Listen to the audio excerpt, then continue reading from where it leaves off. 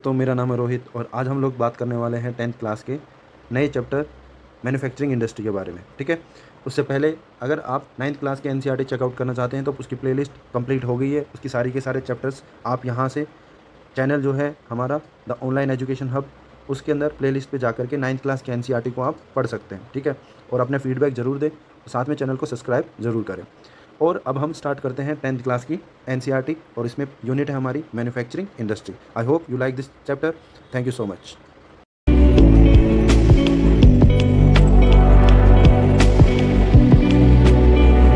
एक important chapter that is manufacturing industry. ठीक है, इससे पहले 9th क्लास की एनसीईआरटी अगर आपको चेकआउट करनी है तो प्लीज़ आप प्लेलिस्ट में जा सकते हैं चैनल की। हो सके तो चैनल को प्लीज़ ज़्यादा से ज़्यादा अपने दोस्तों के साथ शेयर करें और सब्सक्राइब करना ना भूलें। चलिए स्टार्ट करते हैं। आज अब हम डिस्कस करेंगे इस चैप्टर के बारे में, मैन्युफैक्चरिंग इंडस्ट्री। देखिए, सबसे पहली डेफिनेशन आप लोगों को समझनी है कि मैन्युफैक्चरिंग की डेफिनेशन क्या है। मैन्युफैक्चरिंग के अंदर कुछ चीज़ें आपको ध्यान रखनी है कि एक आपके पास में फाइनल गुड होता है, ठीक है, और एक होता है रॉ मटेरियल। रॉ मटेरियल को प्रोसेस करके वैल्यू एडिशन करके एक फाइनल गुड बनाया जाता है, उसे हम कहते हैं, उस प्रोसेस को हम कहते हैं मैन्युफैक्चरिंग। ये डेफिनेशन आप यहाँ देख सकते हैं। Production of goods in large quantities after processing, कहाँ से, from raw material to more valuable product is called manufacturing. ठीक है, जैसे शुगर बनती है शुगर केन से, आयरन और स्टील बनते हैं, आयरन और एल्यूमिनियम बनता है बॉक्साइड से। तो इस तरीके से रॉ मटेरियल से क्या बनता है, हमारा प्रोडक्ट बनता है। ऐसे ही आप देखते होंगे कॉटन से क्या बनता है हमारा, फिर क्लोथ्स हमारे बनते हैं। ओके, तो ये क्या हो गया हमारे पास में मैन्युफैक्चरिंग। अब ये ध्यान रखना है कि किसी भी कंट्री की अगर आपको स्ट्रेंथ ध्यान रखनी है या पता करना है तो उसकी मैन्युफैक्चरिंग इंडस्ट्री मतलब वो बनाते क्या हैं। ठीक है, जैसे चाइना के अंदर टेक्नोलॉजी के ऊपर इतना ध्यान दिया जाता है और चीप कॉस्ट के अंदर आप लोगों को क्या मिल जाते हैं, हाई टेक जो भी हमारे प्रोडक्ट है वो आपको सस्ते में वहाँ से मिल जाते हैं। तो मैन्युफैक्चरिंग इंडस्ट्री इतनी स्ट्रॉन्ग है, इस वजह से वहाँ पे आप लोगों को ग्रोथ देखने को मिलती है। अब यहाँ पे हम देखेंगे कि इम्पोर्टेंस क्या है मैन्युफैक्चरिंग इंडस्ट्री की।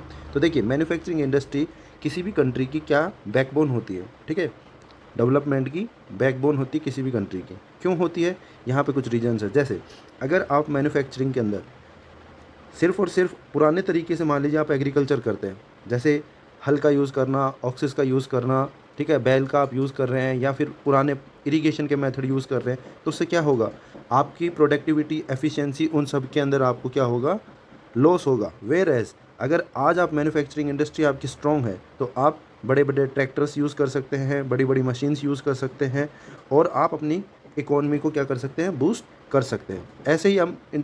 ऐसे ही इंडस्ट्रियल डेवलपमेंट अगर आपको चाहिए, ठीक है, कहीं पर भी अगर आपको अनएम्प्लॉयमेंट हटाना है, पॉवर्टी हटानी है किसी भी कंट्री के अंदर, तो आपको क्या चाहिए, इंडस्ट्री को डेवलप करना पड़ेगा। अब इंडस्ट्री मैन्युफैक्चर करोगे तभी वहाँ पे कुछ बन सकता है। ठीक है, इसी तरीके से अगर किसी ट्राइबल एरिया का डेवलपमेंट करना है तो वहाँ पर आपको क्या करना पड़ेगा, मैन्युफैक्चरिंग इंडस्ट्रीज़ लगानी पड़ेंगी। वेयर एज अगर आपको बाहर कहीं पे एक्सपोर्ट करना है, अगर आप कुछ प्रोड्यूस करोगे नहीं, जैसे पाकिस्तान की बात करें तो पाकिस्तान में ज़्यादा प्रोडक्शन किसी चीज़ का है नहीं, बट वहाँ पे अगर आपको कुछ डेवलपमेंट करनी है तो सबसे पहले कुछ उगाना बनाना तो करना पड़ेगा। तो यही चीज़ है कि इंडिया इसलिए आगे है बाकी के सदर्न एशियन कंट्रीज़ में, बिकॉज़ यहाँ पे मैन्युफैक्चरिंग की बहुत अच्छी मार्केट भी है और यहाँ पे इंडस्ट्री बहुत अच्छी है। ठीक है, एक्सपोर्ट ऑफ मैन्युफैक्चरिंग गुड्स, जिससे ट्रेड और कॉमर्स बढ़ता है और फॉरेन एक्सचेंज मतलब डॉलर और बाकी चीज़ों में हमारा इंडिया का अब जो स्टेटस है वो इंक्रीज़ होते रहता है। अब यहाँ देखिए कि किसी भी कंट्री को अगर आप रॉ मटेरियल को अलग अलग वैरायटी में फिनिश गुड्स बनाते हैं और उसका हायर पर्पस होता है, तो वो क्या करेगा, आपके कंट्री की इकोनॉमी को डेवलप करने में या डाइवर्स करने में हेल्प करती है। तो आपको एक चीज़ कंफर्म होगी, मैन्युफैक्चरिंग क्या होती है, रॉ मटेरियल से किसी भी प्रोडक्ट को बनाना जिससे वैल्यू एडिशन हुई हो उसमें। तो ये तो हो गया मैन्युफैक्चरिंग। क्यों ज़रूरी है, बिकॉज एग्रीकल्चर में हेल्प करता है, इंडस्ट्री में हेल्प करता है, फॉरेन एक्सचेंज में हेल्प करता है, ट्रेड में हेल्प करता है मैन्युफैक्चरिंग इंडस्ट्री। और सिर्फ मैन्युफैक्चरिंग एग्रीकल्चर और इंडस्ट्री में ही जुड़ी हुई नहीं है, हर जगह पर आप देखेंगे।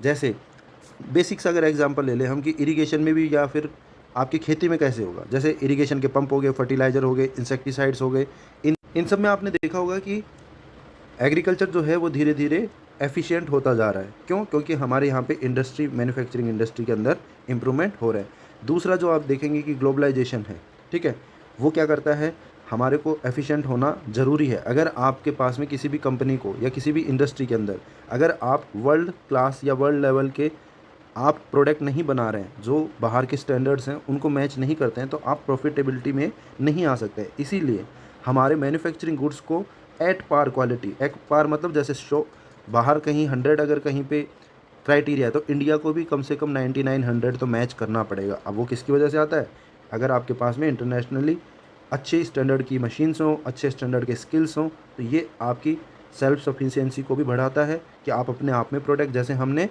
ब्रह्मोस जैसी मिसाइल्स बनाई है, तो क्या किया हमने अपने खुद के लेवल को बढ़ाया है। मैन्युफैक्चरिंग के अंदर हमने अच्छे लेवल के स्किल्स बनाए हैं, इस वजह से आज हम ग्लोबल लेवल के ऊपर बाकी देश को, जैसे फिलीपींस और बाकी इंडोनेशिया और बाकी देशेस को क्या कर रहे हैं, कंट्रीज़ को हम अपने प्रोडक्ट बेच पा रहे हैं। अब यहाँ पे आ जाता है आगे इंडस्ट्री का क्लासिफिकेशन। देखिए क्लासिफिकेशन बहुत सारे चीज़ों पे हो सकता है। सबसे पहला हो सकता है कि रॉ मटेरियल कैसा, एक एग्रो बेस्ड, जो कि आपके फील्ड से, खेत से, ज़मीन से आ रहा हो, जैसे cotton, wool, jute, silk, textile, rubber, sugar, ये सब कहाँ से आएगा, ज़मीन से आएगा आपके।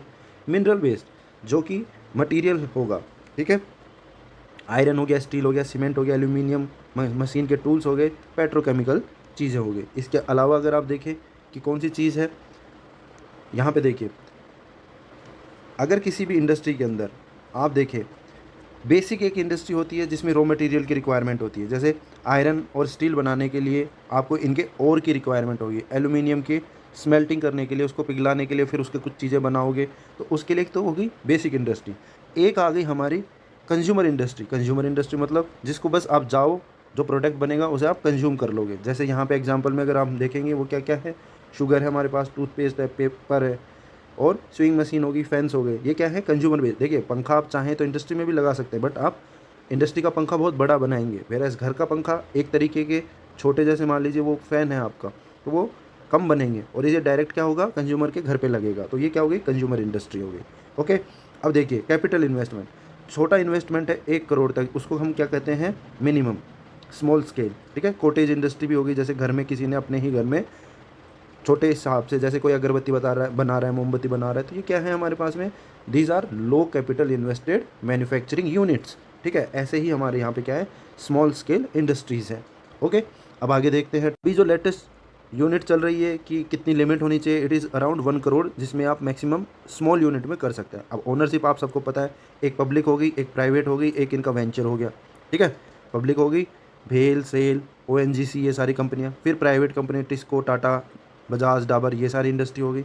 और इसके अलावा फिर हो गया जॉइंट सेक्टर, जैसे ONI, ऑयल इंडिया लिमिटेड, इसमें आधा प्राइवेट का पार्ट होगा और आधा पब्लिक का। फिर आ जाता है कॉर्पोरेट। अब कोऑपरेटिव का मतलब कंज्यूमर और प्रोड्यूसर दोनों मिलकर के, सप्लायर और प्रोड्यूसर मिल करके, ठीक है, इसमें दोनों ही पार्टी मिल करके पैसा लगाती हैं और प्रोडक्ट प्रोड्यूस करती हैं, ठीक है। जैसे अगर आप ले, शुगर इंडस्ट्री महाराष्ट्र में है, कोयर की इंडस्ट्री केरला के अंदर है, तो ये जितना पैसा लगता है और जितना प्रॉफिट होता है उसको उसी प्रोपोर्शनली रिसोर्सेज के हिसाब में आपस में बांट लेते हैं, ठीक है। इसके बाद आ जाते हैं बल्क और वेट के हिसाब से रॉ मटेरियल का।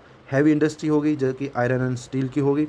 इसके अलावा लाइट इंडस्ट्री में अगर आप देखें तो हमारे पास में क्या होगा, इलेक्ट्रॉनिक्स के जितने भी गुड्स और आइटम है, those are called light industries. Light मतलब लाइट करंट वाली लाइट नहीं, वेट जिसका कम हो। ओके, यहाँ पे कुछ एग्जांपल दिए हुए हैं एग्रो बेस्ड इंडस्ट्री, ठीक है, आप ये पढ़ सकते हैं एग्रो बेस्ड इंडस्ट्री। अब कपड़ा बनाने से पहले उसका एक वैल्यू एडिशन होता है। अब वैल्यू एडिशन कैसे, पहले रॉ फाइबर होगा, फिर उसका यार्न बनाया जाएगा, फिर उसको फैब्रिक में कन्वर्ट किया जाएगा और फिर बनाया जाएगी गारमेंट। अब उसकी कुछ प्रोसेस होती है। रॉ मटेरियल बनाने के लिए उसकी स्पिनिंग की जाती है, ठीक है, घुमा के फिर उसका एक धागा बनाया जाता है, फिर उसे वीव मतलब उसको नीट किया जाता है, नीट करेंगे और फिर उसका बाद में उसको कपड़ा बनाएंगे। कपड़ा बन गया, ये इस कपड़े को फिर डाई करेंगे, उसका जिस तरीके का कलर चाहिए वैसा कलर करेंगे और फिर क्या बनाएंगे, उसके गारमेंट्स बनाएंगे। इस तरीके से काम करती है ये इंडस्ट्री। अब यहाँ पे दिया हुआ है आप लोगों को किस चीज़ के बारे में, टेक्सटाइल इंडस्ट्री। टेक्सटाइल इंडस्ट्री का आप लोगों को पता होगा कि इंडिया में मेजरली सबसे ज़्यादा आज भी एम्प्लॉयमेंट सबसे ज़्यादा जहाँ पर है वो किस में है, टेक्सटाइल इंडस्ट्री में है। और सबसे ज़्यादा फॉरेन एक्सचेंज रिजर्व भी, जो एक्सचेंज हमारी अर्निंग होती है उसमें भी मेजर पोर्शन है टेक्सटाइल का, ठीक है। वैसे तो इंजीनियरिंग गुड्स, केमिकल वाले बाकी चीज़ें भी हैं, बट उन सब में तीसरे चौथे नंबर पे हमारे पास क्या जाता है, टेक्सटाइल। यहाँ पे क्या है, अच्छी खासी हमारे पास में सेल्फ रिलायंट हम हैं इसके ऊपर, और हमारी वैल्यू चेन बहुत ही अच्छे से बनी हुई है। फिर आ जाती है कॉटन इंडस्ट्री। कॉटन इंडस्ट्री आज की इंडस्ट्री नहीं है इंडिया में।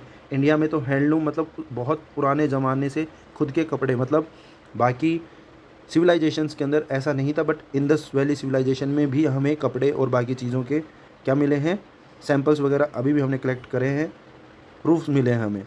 अब उन सब में क्या है कि आज भी इंडिया जितना पुराना कोई भी कंट्री नहीं है, ठीक है, इंडिया जितना पुराना कंट्री नहीं है, तो उसके अंदर आप देखेंगे कि सबसे पहले तो हैंडलूम ही यूज़ हो रहा था, मतलब हाथ की मशीन थी, उसी से सब कुछ बन रहा था। पर क्या हुआ 18th सेंचुरी में, क्या हुआ, हमारे यहाँ पे आ गए कौन, ब्रिटिशर्स। उन्होंने क्या किया, इंडिया के हैंडलूम को बेचना था उन्हें, पर यहाँ उसकी डिमांड बढ़ रही थी, कहाँ, ब्रिटिशर्स में, ब्रिटेन में सॉरी, और इंडिया में उसका प्रोडक्शन बढ़ाना था इन लोगों को। अब प्रोडक्शन बढ़ाने के लिए क्या चाहिए इनको, मशीन चाहिए, तो मशीन यहाँ पे लाई गई और फिर लाया गया पावर लूम। और धीरे धीरे हमारे जो आर्टिस्ट थे, जो हाथ से ये सारा काम करते थे, उन्होंने अपनी जॉब वगैरह ख़त्म हो गई, उनके पास कुछ ऑप्शन ही नहीं बचा, वो वापस से फिर शहरों से किस तरफ जाने लगे, गाँव में खेती बाड़ी करने लगे। इस तरीके से इंडिया की इकोनॉमी को डैमेज किया था किसने, ब्रिटिशर्स ने, ठीक है। इसीलिए अगर आप देखें तो सबसे पहली जो हमारी इंडस्ट्री लगी, सक्सेसफुल इंडस्ट्री, वो मुंबई में लगी। और कौन से ईयर में लगी, 1854 में, ये आपको याद रखना है, ठीक है, 1854, कहाँ पर, मुंबई में। इसके बाद यहाँ पे वर्ल्ड वॉर भी लड़े गए, ब्रिटिश कॉलोनी जब इंडिया थी, इंडिया ब्रिटेन की, तो उसमें भी हमारे यहाँ पे अगर आप देखें तो जो डिमांड है वो यूके में भी बढ़ी।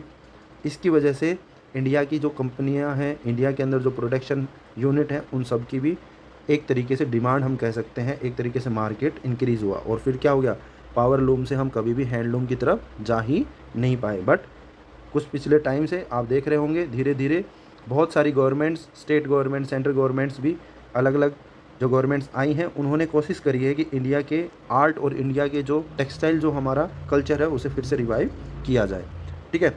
और इसके अलावा अगर आप देखें ये बेल्ट कहाँ पर है जहाँ पे सबसे ज़्यादा होता है, तो देखिए कॉटन की जो बेल्ट है हमारे पास, वो महाराष्ट्र में है और गुजरात में है, जहाँ पे रॉ मटेरियल भी है, मार्केट भी है, ट्रांसपोर्ट कर सकते हैं उसे, पोर्ट की फैसिलिटी है, लेबर बहुत ही सस्ती है, मोस्ट हमारे पास क्लाइमेट है। ये सब के सब रीज़न होते हैं एक जगह पे कॉटन की इंडस्ट्री को ग्रो करने के लिए, ठीक है।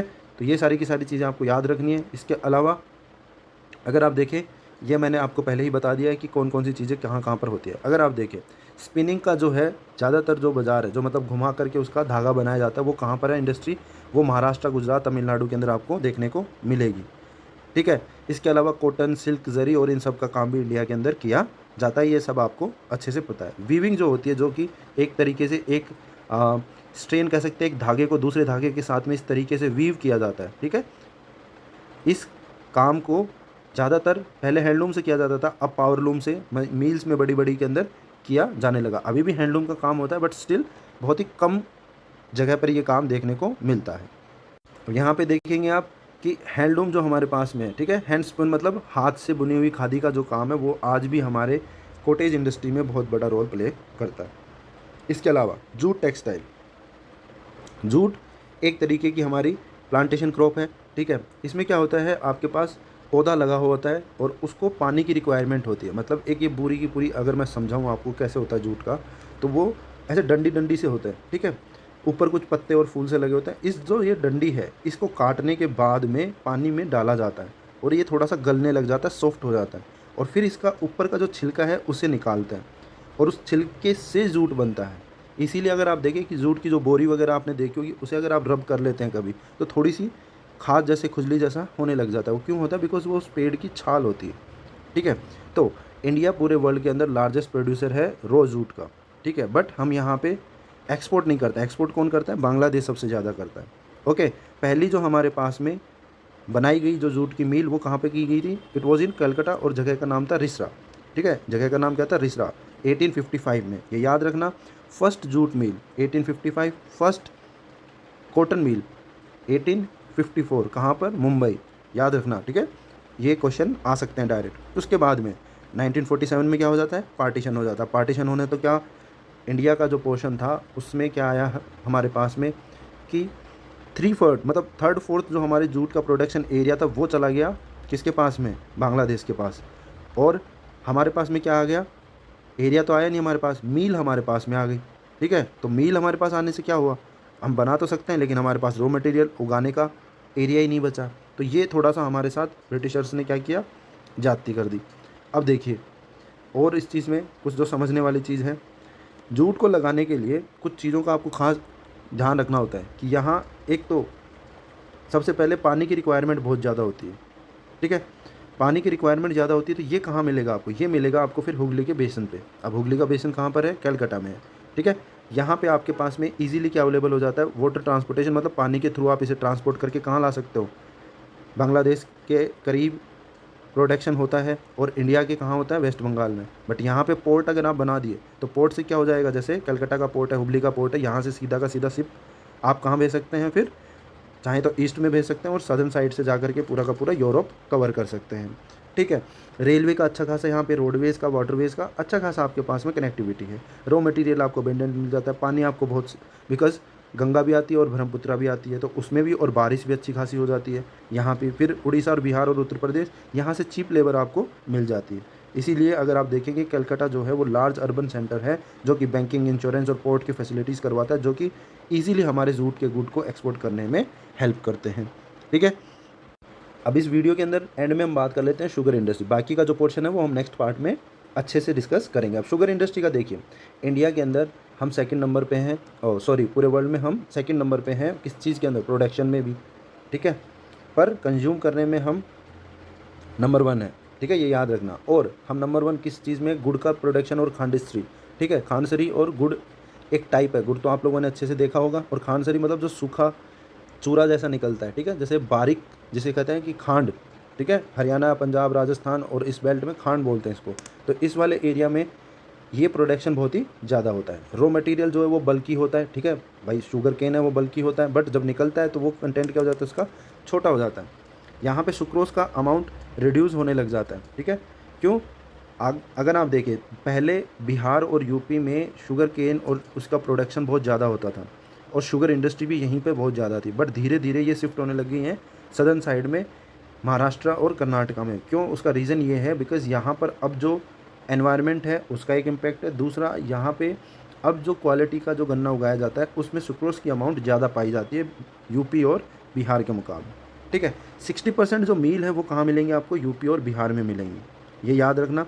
ये सीजनल इंडस्ट्री है, ये भी आप याद कर सकते हैं, और ज़्यादातर कोऑपरेटिव सेक्टर के हिसाब से ये काम करती है। यहाँ पे यही बात लिखी हुई है कि ज़्यादातर इंडस्ट्री जो है वो हमारी शिफ्ट हो रही है, कहाँ शिफ्ट हो रही है, ये हमारे सदर्न साइड में शिफ्ट हो रही है, ठीक है, महाराष्ट्र की साइड में। क्यों, क्योंकि यहाँ पे higher content of the sucrose मिल रहा है और क्रशिंग सीजन भी लंबा है, ठीक है। अब हम आ जाते हैं मिनरल बेस्ड इंडस्ट्री। तो मिनरल बेस्ड इंडस्ट्री को हम लोग पढ़ेंगे कब, अगले आने वाले वीडियो में। तब तक प्लीज़ चैनल को सब्सक्राइब करना ना भूलें, और अगर कोई भी कन्फ्यूजन है, किसी भी तरीके की आपको कोई क्वेश्चन है, तो प्लीज़ आप कमेंट सेक्शन में ज़रूर मुझसे पूछ सकते हैं। Thank you so much. अगर हो सके तो प्लीज़ चैनल को सब्सक्राइब करें, अपने दोस्तों के साथ शेयर करें। Thank you so much. वंदे मातरम, जय हिंद।